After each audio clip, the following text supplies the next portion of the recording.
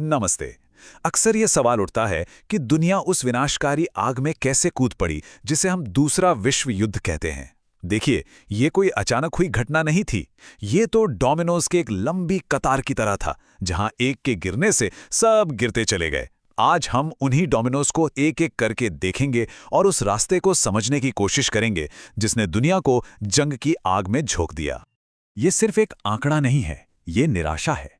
ये एक देश की टूटी हुई हिम्मत है। पहले विश्व युद्ध के बाद जर्मनी पूरी तरह से घुटनों पर था और 1932 तक आते आते 60 लाख लोग, सोचिए 60 लाख लोग बेरोजगार थे। कल्पना कीजिए उस हताशा की जो हर गली, हर शहर में फैली होगी, और यही वो खालीपन था जिसे भरने के लिए एडोल्फ हिटलर आगे आने वाला था। तो इस पूरी तबाही को समझने के लिए हम इसे 5 जरूरी हिस्सों में बांटेंगे। हम कहानी शुरू करेंगे पहले विश्व युद्ध की राख से, फिर देखेंगे कि कैसे एक तानाशाह सत्ता में आया, उसकी आक्रामक योजनाओं को समझेंगे और आखिर में ये सवाल भी पूछेंगे कि दुनिया ने उसे रोकने के लिए और कुछ क्यों नहीं किया। हमारी कहानी की शुरुआत हिटलर से नहीं होती है। इसकी जड़ें हैं पहले विश्व युद्ध के बाद बचे मलबे में, एक अपमानित देश और एक नाकाम होता लोकतंत्र। ये वो दरारें थी जिनमें से होकर अंधेरा धीरे धीरे फैलने वाला था। देखिए, वर्साई की संधि कोई शांति समझौता नहीं था, ये एक तरह से राष्ट्रीय अपमान था। जरा सोचिए, एक ऐसे युद्ध के लिए आपको ही दोषी ठहराया जा रहा हो जिसने आपके देश को बर्बाद कर दिया हो, और फिर आप पर एक ऐसा बिल थोप दिया जाए जिसे चुकाना नामुमकिन हो। जर्मनी की सेना छीन ली गई, उसकी जमीन ले ली गई और उसके स्वाभिमान को कुचल दिया गया। इससे शांति नहीं बल्कि बदले की एक गहरी प्यास पैदा हुई।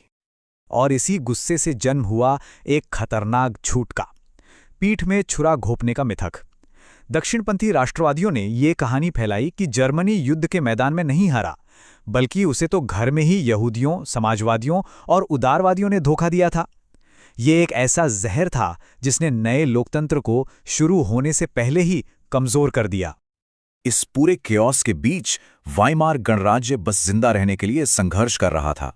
महंगाई इतनी भयानक थी कि लोगों को एक पाव रोटी खरीदने के लिए अपनी जिंदगी भर की जमा पूंजी के नोट ठेले में भरकर ले जाने पड़ रहे थे। सड़कें नाजियों और कम्युनिस्टों के बीच जंग का मैदान बन चुकी थी। सरकार बिल्कुल बेबस नजर आ रही थी और लोगों का उस पर से भरोसा उठता जा रहा था। और जब कोई देश अपना विश्वास खो देता है तो वो एक मसीहा की तलाश करता है। चलिए देखते हैं कि कैसे इस अराजकता ने एक ऐसे आदमी के लिए मंच तैयार किया जो जर्मनी को उसकी खोई हुई शान वापस दिलाने का वादा कर रहा था। हिटलर ने अपने इरादे कभी नहीं छिपाए। उसने सब कुछ साफ साफ अपनी किताब माइन कैम्फ में लिख दिया था। सब कुछ वहीं था। आर्य जाति की श्रेष्ठता में उसका नस्लवादी विश्वास, पूरब में रहने की जगह यानी लेबेंसराम के लिए उसकी भूख, और यहूदियों और कम्युनिस्टों को खत्म करने का उसका पक्का इरादा। ये सिर्फ एक किताब नहीं थी, ये उसके इरादों का एक घोषणा पत्र था। 1929 की महामंदी वो चिंगारी थी जिसने नाजी आंदोलन में आग लगा दी। सिर्फ 2 सालों के अंदर वो एक छोटे से समूह से बढ़कर जर्मनी की सबसे बड़ी पार्टी बन गए। हताशा में डूबे लोगों ने हिटलर के कट्टरपंथी वादों पर भरोसा कर लिया। एक बार सत्ता में आने के बाद हिटलर ने बिल्कुल भी वक्त बर्बाद नहीं किया। चांसलर बनने के बस 1 महीने के अंदर उसने संसद भवन में आग लगने का बहाना बनाकर नागरिक आज़ादी को खत्म कर दिया। 2 महीने बाद उसने खुद को सारी शक्तियां दे दी। सिर्फ 18 महीनों के अंदर जर्मनी का लोकतंत्र मर चुका था। अब जब जर्मनी पर पूरा नियंत्रण हो गया था तो हिटलर की नज़र बाहर की तरफ घूमी।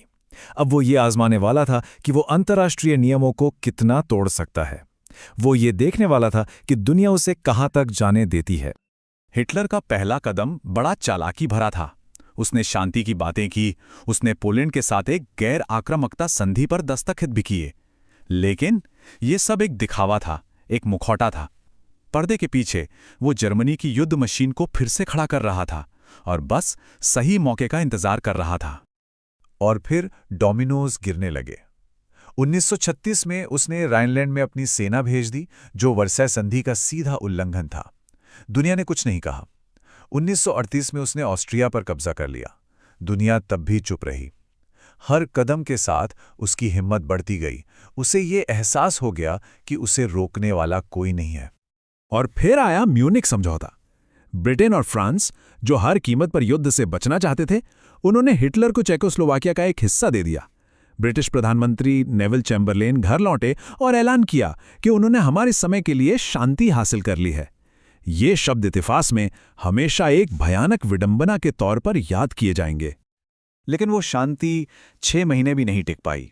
हिटलर ने अपना वादा तोड़ दिया और बचे खुचे चेकोस्लोवाकिया को भी निगल लिया। ये दुनिया के लिए एक बहुत ही कड़वा सबक था कि आप एक ऐसे तानाशाह को कभी शांत नहीं कर सकते जिसकी भूख की कोई सीमा ही ना हो। तुष्टीकरण की इस नाकामी के साथ अब घड़ी की सुइयां आधी रात के बहुत करीब आ चुकी थीं। अब हम उन आखिरी विनाशकारी चालों पर आते हैं जिन्होंने यूरोप को एक ऐसे मोड़ पर लाकर खड़ा कर दिया जहां से वापसी का कोई रास्ता नहीं था। और फिर वो कदम जिसने पूरी दुनिया को सकते में डाल दिया। हिटलर ने अपने सबसे बड़े दुश्मन जोसेफ स्टालिन के साथ एक समझौता कर लिया। दुनिया के सामने ये एक गैर आक्रामकता संधि थी, लेकिन गुप्त रूप से ये पोलैंड को आपस में बांटने की एक साजिश थी।